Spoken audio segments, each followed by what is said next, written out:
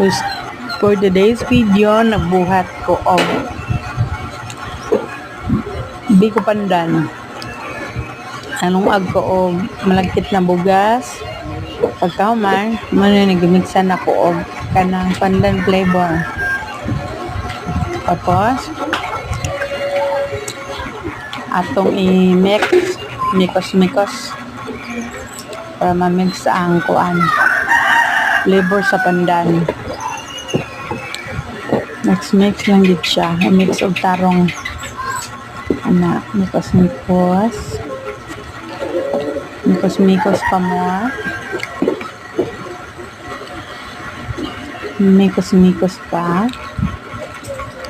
Ang importante nga ang bugas na malagkit na ma-kuan jud siya kanang mabasa jud siya sa kuan pandan flavor ba para malasa jud siya maayo. Mix lang jud siya maayo. Ana ang pasan ang hapit na siya ma-mix tanan.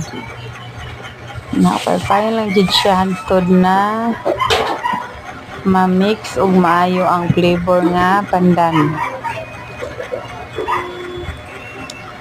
Ana mikos hantod ma-mix tanan. Hantod na kay maghitang white rice, may mo ni siya green.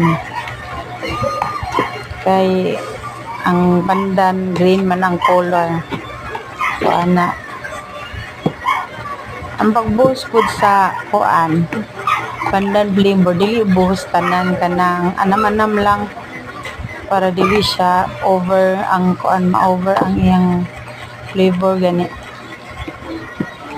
Tama-tama lang, tama ra pud yang katamis. Ana, so hapit na siya. Kusmikos lang yun. So kana giplaten na diha sa kuan Tupperware. Tapos butukanan din na siya kanang tapingan o kanang pandan flavor kanang toppings ana rugangan pa parang pag-toppings para nindot po tanahon. Kani siya nagbuhat ko kay nag-request ang mga bata kay pang snacks daw nila. So ani pag sa request og naay ikapalit para sa ingredients mo nabuhatan jud nako sila. Mao na ang biko pandan. Yummy. Bye guys.